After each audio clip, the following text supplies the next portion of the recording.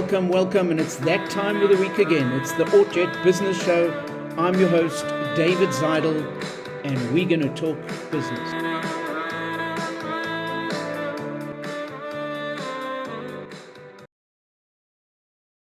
Tonight we've got Brad Shorkend. Evening, Brad. Good evening, David. Great to be here with you. Excellent. And you're with me virtually. I'm in Joburg. Brad's in Cape Town as a new semigrant to Cape Town. And he's going to be sharing with us the fact that, one, he moved different places, but he's moved in different businesses as well. But as I always say, I'm going to start off with a little bit of a business lesson, and then we'll get into the interview, and I'll introduce Brad before that. So the business lesson today is around a woman who was selling bread. She had a bread shop. And, you know, it's sometimes when you're selling something that is a commodity, that is the same as everybody else, then the only thing you can compete on is maybe the price, a little bit of the quality maybe. And instead of closing the business because it wasn't doing that well, she considered how can she change the way she does business. And what she did is started creating an environment where people came in and baked their own bread. So rather than getting bread, she allowed them to make their own bread, put the different things on Instagram, the different pictures of the experience. So she now was not just selling the bread, she was selling the experience. And the lesson from that is, you're selling the same commodity, but can you try and sell it in a different way? Could you get people involved in your business? There are always different ways of creating something brand new in your business. Look at what you're doing and see if you can turn that into an experience. So that's your little lesson for today. And hopefully we're going to get a lot more lessons from Brad. Brad is a behavioral specialist, high performance coach, keynote speaker, and a process facilitator. He spent the last 20 years helping people and organizations thrive, not just in theory, but in real practical ways. He's passionate about building workplaces where people want to show up and where real impact follows the people really showing up. As I said earlier, he's a serial entrepreneur. He started his business life as an architect, but has subsequently started over 20 different businesses and in many different industries, which means he truly understands the ups and downs of business. Whether he's talking leadership, strategy, culture, or innovation, Brad brings it back to what really matters. And that is, as in the story, people matter, or what he calls relationeering. He's a published author of a book called We Are Still Human. He teaches at different business schools, Gibbs, Duke, and he regularly shares his insights with audiences around the world. He has not only reached peaks in business, he's also climbed, and I think he said 3 of the 7 summits, the 7 summits on the 7 different continents, he's already climbed 3 of those. I mean, getting time to even do that is beyond me. But Brad, it's great to have you with us. Welcome to the show. I want to start off by asking you, did you really climb 3 of the 7 summits? And then the subsequent question is, why? Yes, so I have. So the 7 summits, for clarity, is the tallest mountain on each continent, and why is there's a long backstory to what got me into mountaineering. But once I got there, I went off to Kilimanjaro to do my first big climb. And I say that because now that I'm in Cape Town, Cape Townians have this weird delusion that Table Mountain is a mountain, whereas Table Mountain is a walk that you do before work in the morning. And I give them the comparison of Kilimanjaro is a 6, 7, 8 day adventure to serious altitude. And why for me is the first one was to prove to myself that I was still okay. I had broken my back. And while I was lying in hospital in recovery from crushing my spine, I watched a documentary of a guy who had summited Mount Everest, also having broken his back, also riding a motorbike. So there was a strong synergy in our stories. And I didn't even know if I'd ever walk again. And I pointed at the screen and I said, I'm going to have a go at that one day. And it took me many years to recover. And my back now is, I mean, strong, strong, strong. The summiting the mountains has proven that. But it was really just my ego wanting to be okay, because I'd come from a very physical background as a youngster. I played lots of sports. I played soccer very seriously, went overseas, did that whole gig. And now I didn't know if I'd walk again. So the first trip up Kilimanjaro was let me prove that I'm okay to myself. And the question you might want to ask is, why would you go back and do that again? Because I climbed Kilimanjaro the second time. And it was just a different route. It was a different challenge. It was leading a corporate group, and different lessons the second time around. But then I went and continued climbing other mountains around the world. And the why really is because the challenge, it's very hard to explain to people what it feels like to stand on top of a continent. At that moment in time, we may very well be, and I say we because it's always with a team, we may very well be the highest people in the world because climbing mountains is seasonal. So there's a very good chance there's no one at a higher altitude in that moment on the planet than us. And that's its own euphoria in a way. But the real why is the amount of work, mental, physical, and emotional, that it takes to get there is profound. And everything is against you when you're climbing a mountain. It's in the freezing cold. It's temperatures of minus 20, minus 30, with a backpack on our backs, climbing up constantly, day after day after day, with the oxygen getting thinner. It's everything we're not designed to do. So for me, the challenge is something I lean into. The other thing that makes it so enjoyable, even though it's not fun when you're up there, I love to travel. And these adventures have taken me to places I would never, ever have gone to if I was just going off to travel. But because the mountains are so remote, it presents unique opportunities to go to unique places. And so those are a couple of reasons why. And then the third part is the enjoyment of the connection with the team. I've got some incredible people that I do this with. And I get to experience incredible leadership on the mountains. Some of the best leadership experiences I've ever had were on mountains, and seeing what true leadership looks like. We need to take more of our corporate leaders and drop them off in the Himalayas and in some of the South American mountains, and let them learn what real leadership looks like. And I'm hoping right there I've poked the bear. So it's interesting. Just your story for me brought out so many different lessons or insights. So first of all, climbing the same mountain twice is not the same experience. It's a different experience. You learn different lessons, even doing the same thing twice. Yeah. The other thing is, you said lying in the hospital bed, and you saw somebody who had been in a similar situation to you, that became inspiration. So seeing somebody else achieve something, that all of a sudden changed your mindset. Yes, it can be done, and I want to do it. And that person, even though maybe they weren't aware of it, they became your mentor. They became, they kind of encouraged you to do that. And then a lot of people avoid the challenges. And it sounds like you see the challenge and you go for it. And because it's difficult, you do that. And I want to unpack a little bit about that a little bit later on. Is that something that is just you, or is it something that you push yourself to do? Is it something that we can teach ourselves to do? Or if you're not that kind of person, are you just not that kind of person? And the fourth thing that I heard you say is it helps connect with the team. And that's the essence of you. Your whole essence is around high performance as teams. So it's interesting that just talking around these different things, you brought out these different issues that we're going to unpack a little bit later on. So I want to ask you about your different experiences and your different businesses. And I want to ask you around, what was your first business? What were the lessons you learned around that? But I think we're going to unpack that just after the ad break.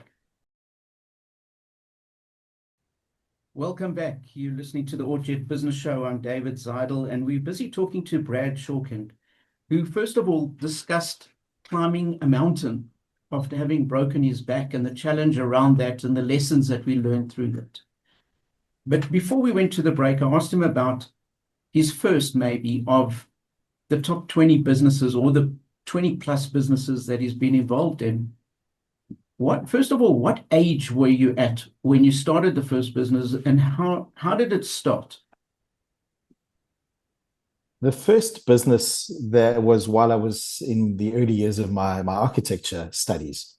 And it's going to be, this is a set of contrasts or a story of contrasts, because I'm not a gambler. I don't gamble. But my first business was I was a poker player. And that was how I was earning money to fund my education. I needed cash, and I was good at understanding the game, so I played poker. And when I say poker, I wasn't hitting the casinos and doing high roller stuff. It was just some guys who were in their education, in their first and second years of education, who had a poker school, and we used to invite new people to come in and join us. But that was really just a way of networking, and that was the start of my journey into talking about relationships. The first real business that I was involved in was at the same time, we used to manufacture and sell alcohol jellies, myself and a couple of partners. We had this very legal, in inverted commas, manufacturing facility in the basement of one of our homes. We were all living with our parents, who were 18 years old, and we were selling thousands of alcohol jellies. We had a food scientist who helped us formulate the recipe. And we were selling these to raves, to the clubs. The club scene was huge at that stage. And this was my parents' fridge. It was full of beer trays, full of tequila, sambu. And again, I didn't gamble, and I don't drink alcohol.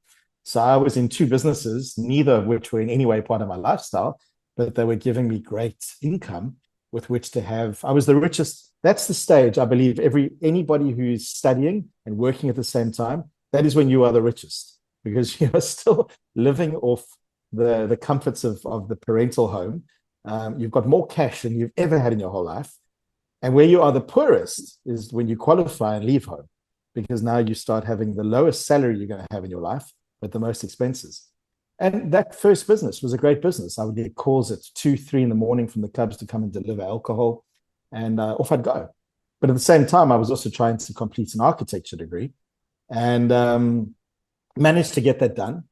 And then not long after that, got into real business, which was the business of practicing architecture.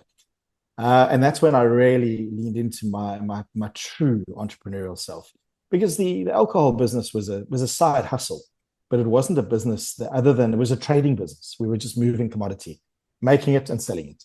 That was all it was about. It was really just how to move product on demand. But again, lessons in there that's the fundamental of any business is, well, have you got something people want? There's that word demand. And do you know how to get it to them within the time frame that they want it, in the volumes that they want it? And it's interesting, that one, because we had to make sure we always had stock, because we got calls at strange hours of the morning. Brad, we're out of jelly. We need jelly. And I mean, this is a 3:00 call on a Saturday morning when all I want to do is sleep.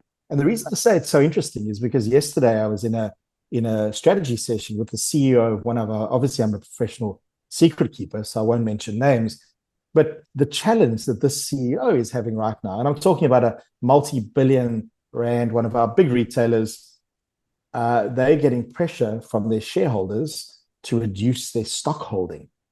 And he's pushing back, saying, but the thing that brings our customers through our doors is they know that they're going to find it on the shelves, not that they have to wait, or not that we have to order it for them.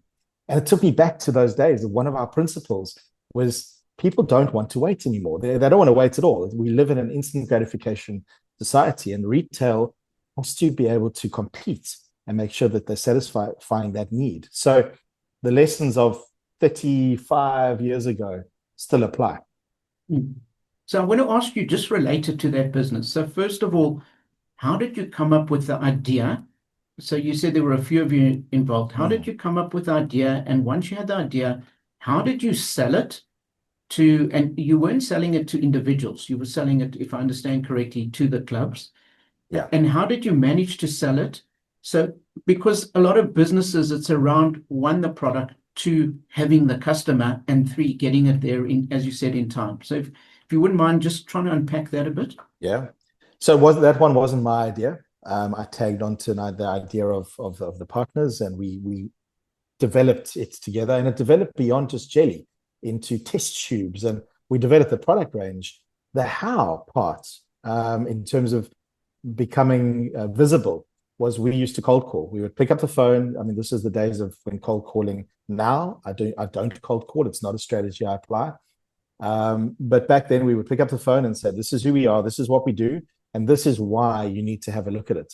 And the reason why was because they didn't have to pour the drinks. They didn't have to pour the shots. They didn't have to make the jelly.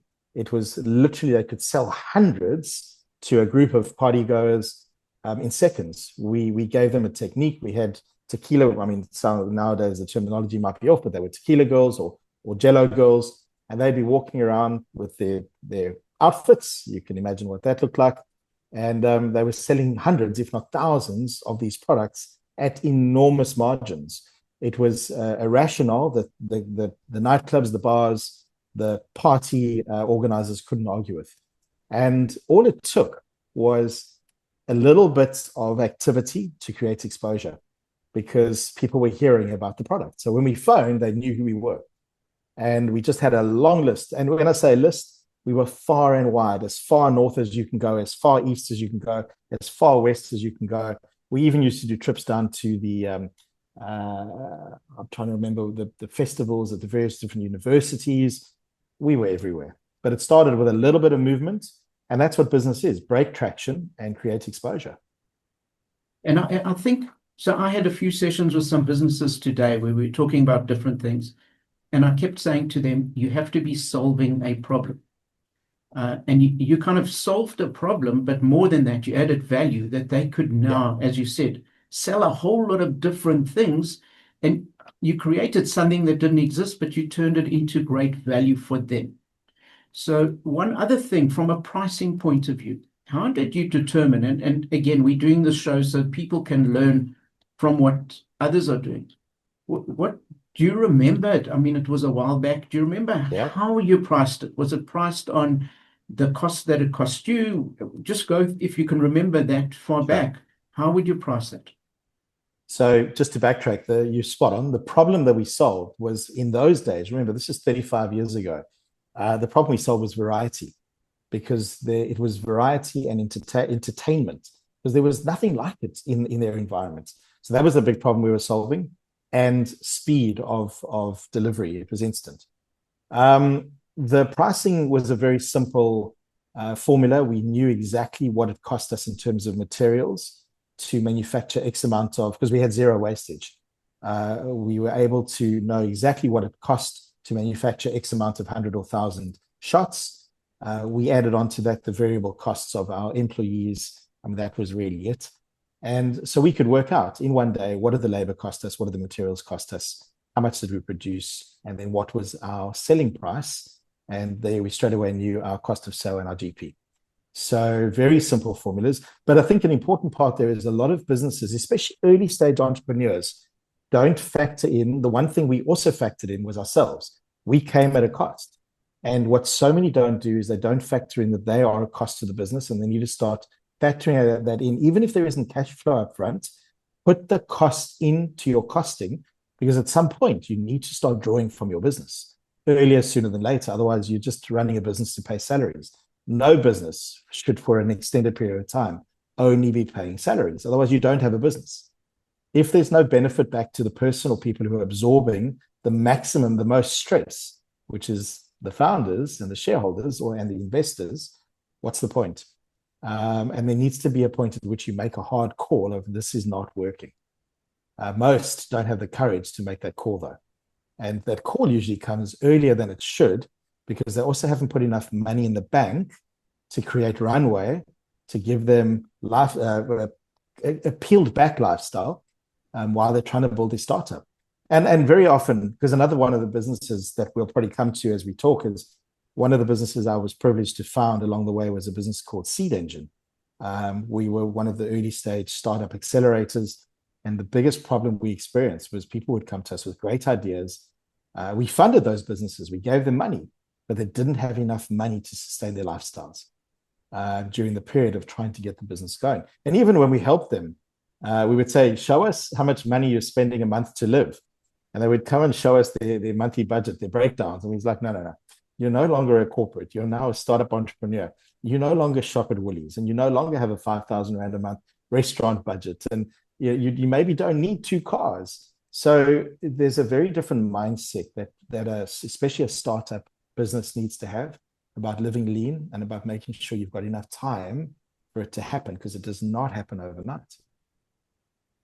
So over your 20 businesses that you've developed, or 20 plus businesses, what has been your hardest experience, or what are some of the hard lessons that you've learned through that and that you'd want somebody who's in business to know so they don't experience that?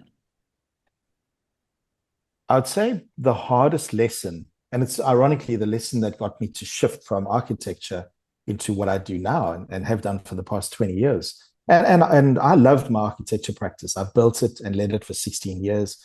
I had the most brilliant business partner and a great setup.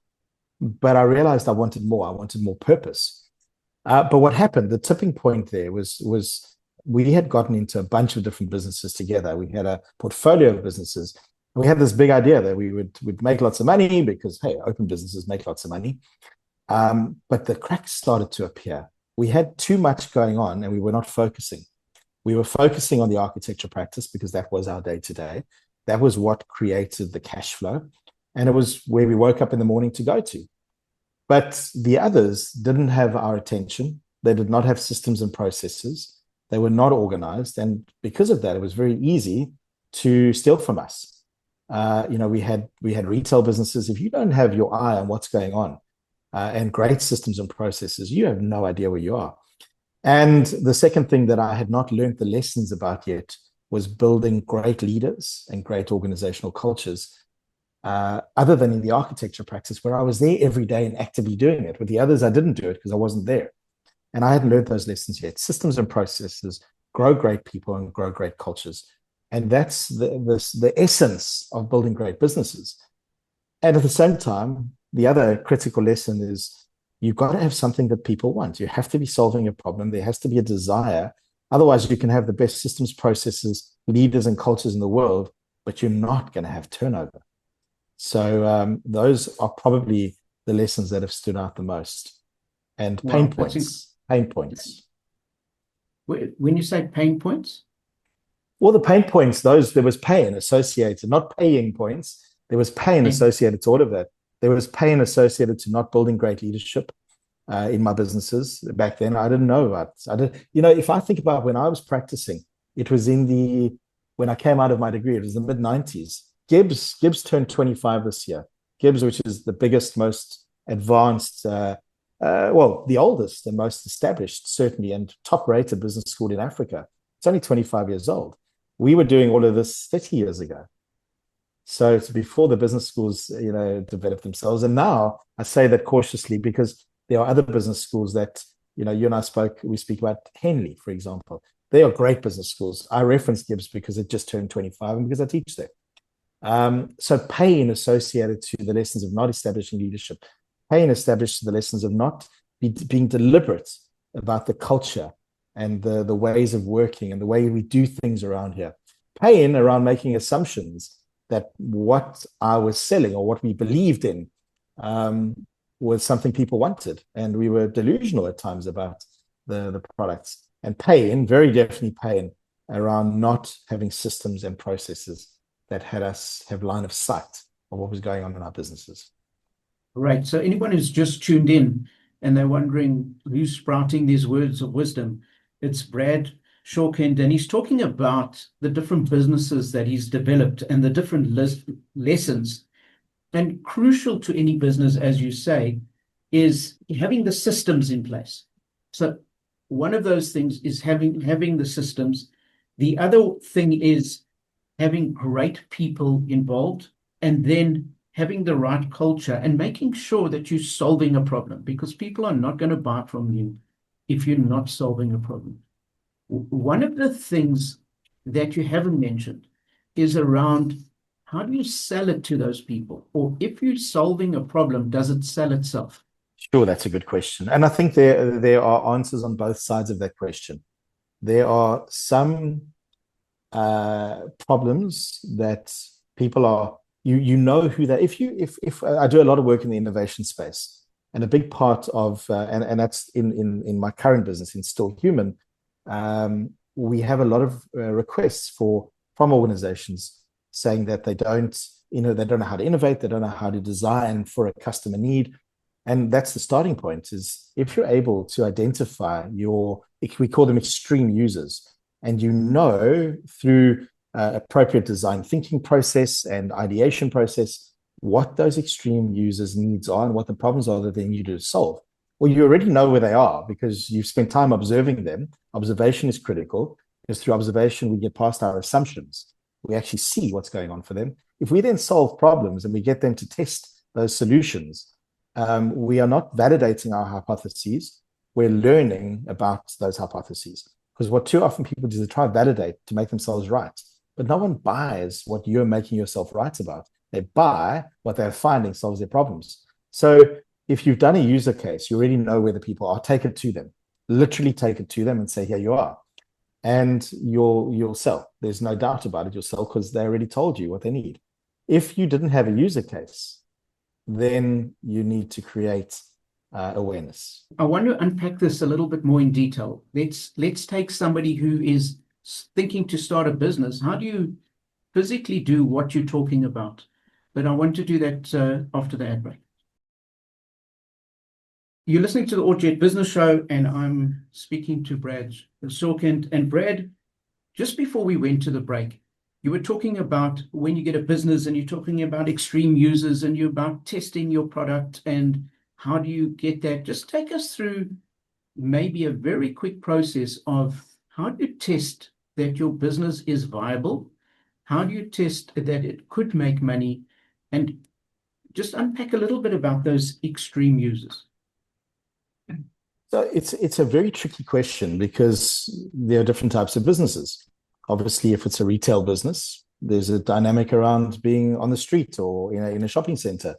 If it's these days, the holy grail is big, fast scaling tech businesses that can be sold for a few $1 billion. But there's never been a perfect recipe for testing viability. When we've worked with entrepreneurs, let me take my own businesses. I've only ever started a business that I was absolutely confident that I had identified a need for, I had seen a gap, or that someone else had proven worked.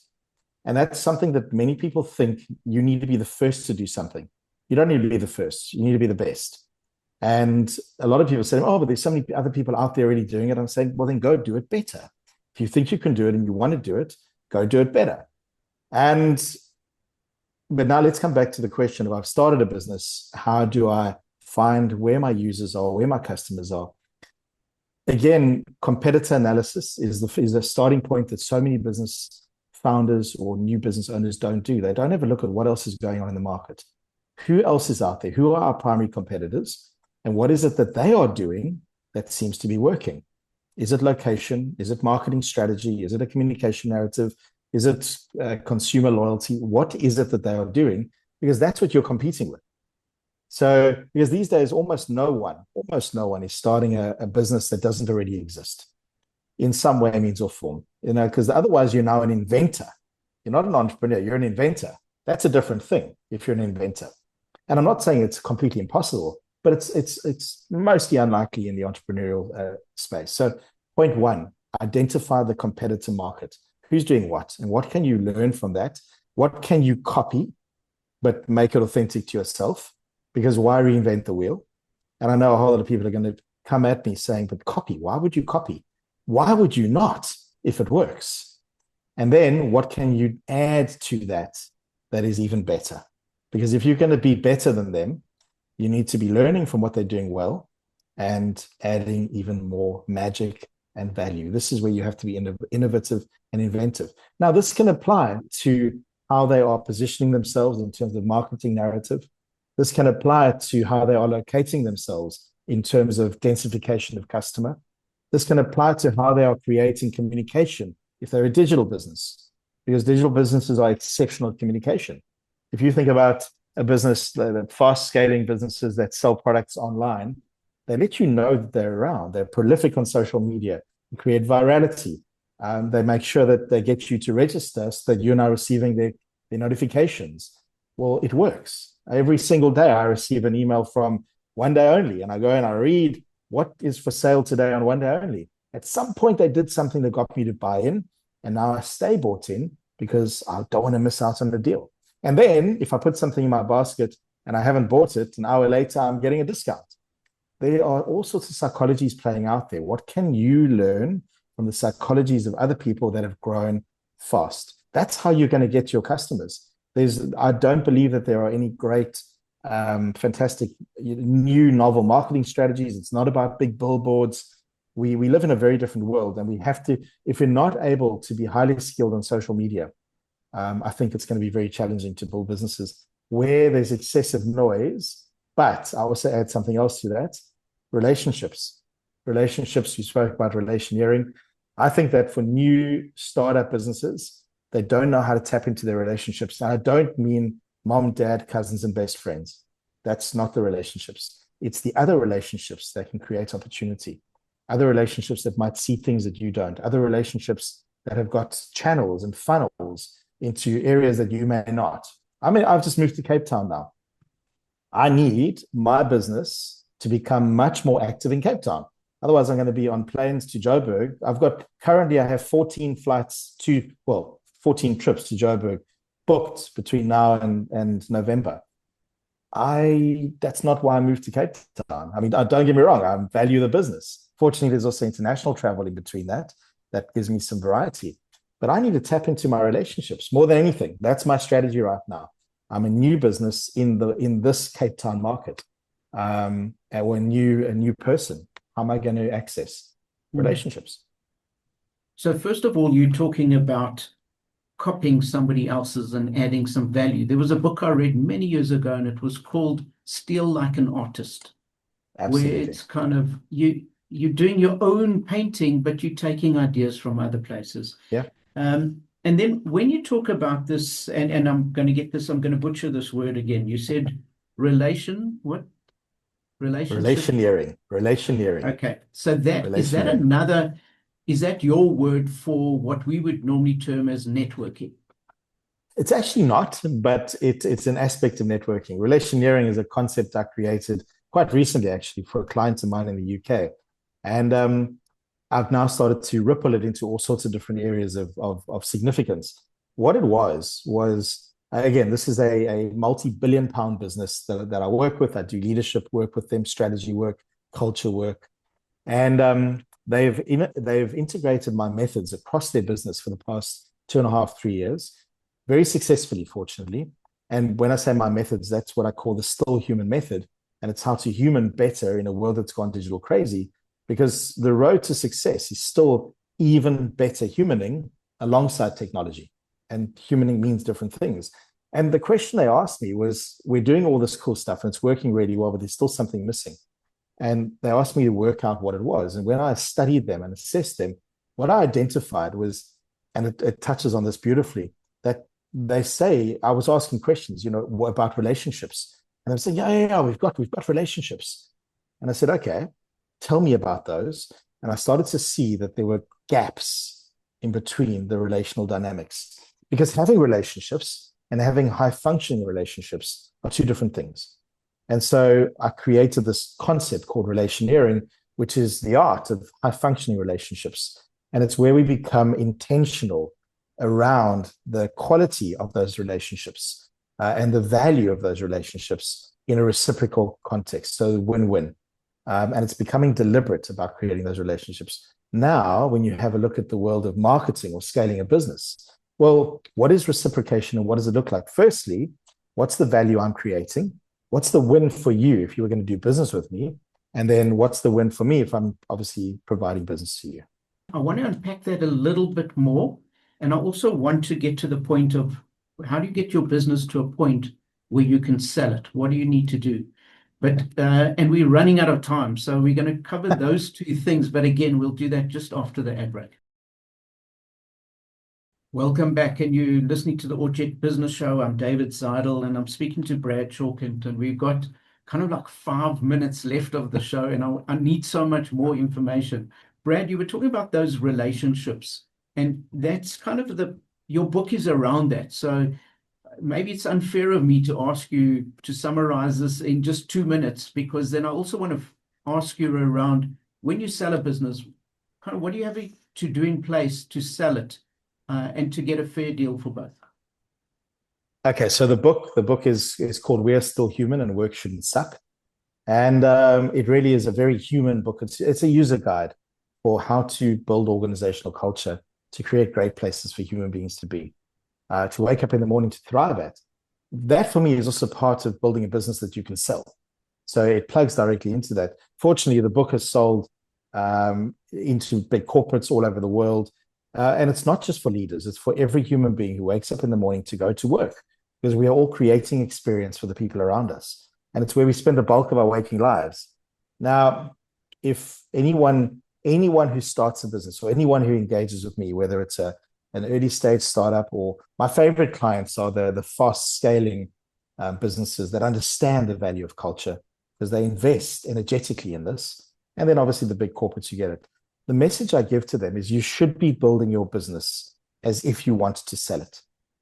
Because whether you choose to sell it or not, it means you're going to be doing the right things. And the right things mean you're building a business that can survive without you, because you can't sell it if it needs you. And in order for it to be able to survive without you, it needs to have a high functioning culture. And the high functioning culture is often based on the quality of the internal relationships. So relationeering becomes a fundamental of how you build a business. And then what I mentioned earlier, systems and processes. One of the programs we built for one of the accelerators was called Start as If You're 1,000 Big. And it was get those systems, processes, culture elements in place from day one. Even if you're doing 3 roles, know what those roles are so that you can then move into separation along the way. Start as if you're 1,000 big. A business cannot sell if it's not systemized, if it's not organized, if there aren't very clear indications of how you make your money, how you run it, if it isn't documented. Document the systems.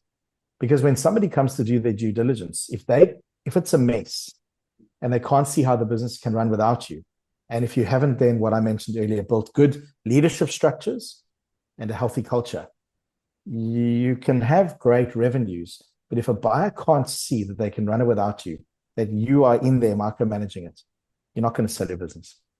So build a business to run without you. And then when you want to sell that business, how do you price it? Is it priced on your turnover? Is it priced on your profitability? Is it priced on the future potential? It's priced on all of those. There's different formulae, and different businesses are evaluated differently based on the nature of the business, how long the business has been in existence, the track record, and then profitability features, projected annual turnover linked to profitability features. And so it really does depend on the particular business. I've sold businesses differently every time. In fact, when we've sold it, there's been a different formula applied and different multiples of revenue, multiples of profit. Sometimes profit wasn't even the appeal. It was scale that was the appeal, and scalability. So there's no one formula, but the critical thing is, I keep going back to, they have to be able to see that they can run the business without you, that you've got your ducks in a row, and that it's easy. You need to make it easy to sell a business. You can't sell a mess. Nobody buys a mess.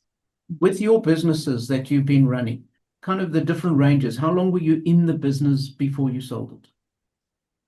So I'll give you a few examples. One business we sold, it was a beauty salon. We actually sold it to the Sorbet Group. We were their second acquisition.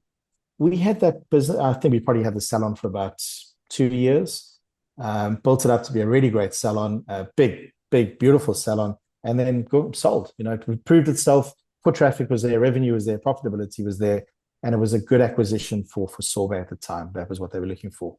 Another one we had was a Mr. Price home and clothing store offshore in Tanzania, in Dar es Salaam. That one we sold because even though it was a great business, we had it for 5 years, which was the duration of our lease. We made a decision to get out of the business because of the complexities of distance, and we sold because we had to exit the lease. So that was 5 years. So there's always a different story. I'm getting signs from Craig, our sound engineer, saying you've got to wrap up now, and I'm kind We'll of do a saying no, round no, no. two. We'll do Maybe round two. we need to do that. Just to sum up, so some of the things I've heard is relationships are important. You need to definitely have processes in place in your business. It mustn't be a mess. It must be clear that people can understand and see what that process is. And together with that is having a growth mindset, which is having the right cultures in place. Brad, I want to thank you. This has been very insightful. I hope it's been very useful for people who are looking at their own businesses. So thank you for joining us. I'm My David pleasure. Zidel, and this has been the Ort Jet Business Show.